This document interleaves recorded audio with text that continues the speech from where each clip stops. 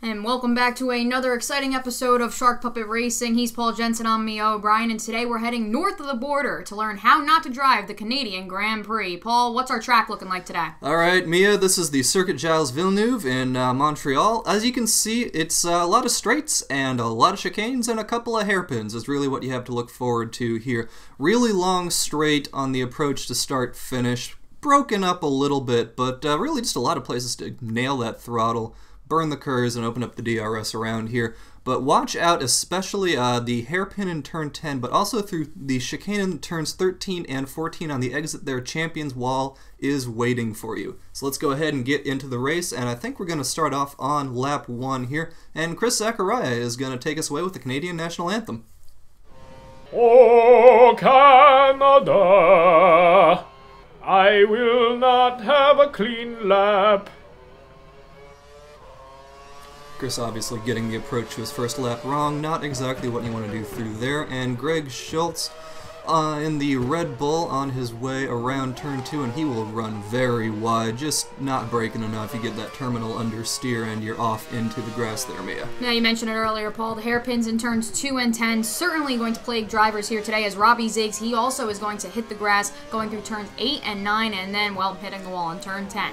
Yep, this hairpin in turn 10 that Robbie's coming up to now is one of the toughest parts of the track, just because you're coming off of a straight, you're going onto a straight, but you gotta get real slow. It's almost the slowest part on the track. And here we are with Greg. I have a tendency to go into curves with reckless abandon, just to be like, full speed. And then I'll brake as late as I feel like is possible, while hopefully staying alive. If not, it happens.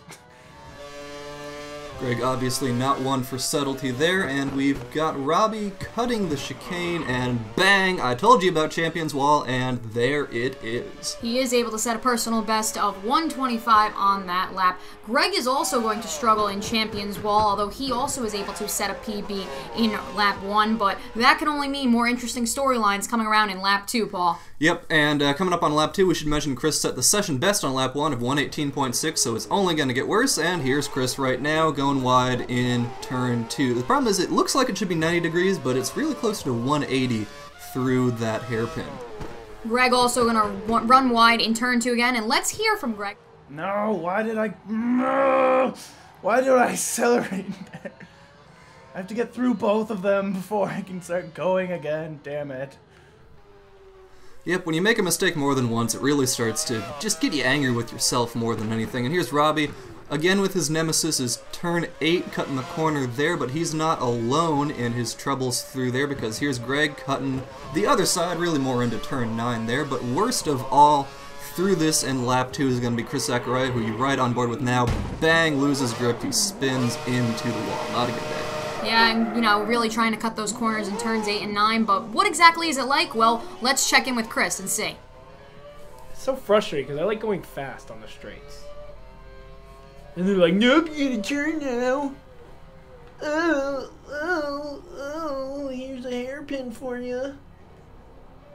What do you mean I left the track? It's a white line. It's not even a track there. Chris obviously did not agree with the game's ruling that he went off track, but frankly, pretty obvious that he did. And there's Robbie cutting turn 10 and hitting the wall, really just too much speed through there. Really got to get on the brakes early around here, and it's cold, so they're not exactly at their optimum temperature. Here we are on lap 3. How's this going to go? Let's check in with Robbie. Yep. Oh, come on. That wasn't... Oh, that was the closest thing we got to a flip all day. That was me.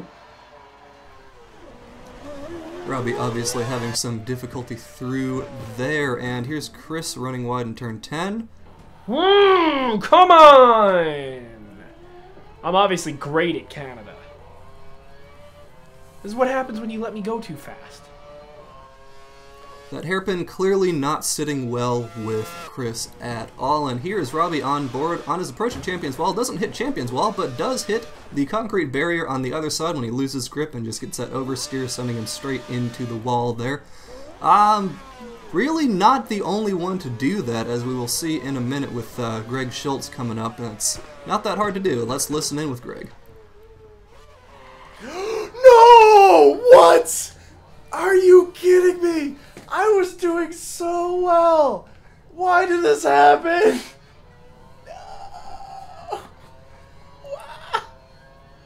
And Greg just, again, really struggling on that last turn, like so many of our drivers here today. That Champions Wall proving exactly who the champions were today. And Paul, well, that's all for here now at Shark Puppet Racing. Yep, and make sure to check out Codemasters.com, Formula1Game.com, and play F1 2012 and F1 2013 coming soon, I hear.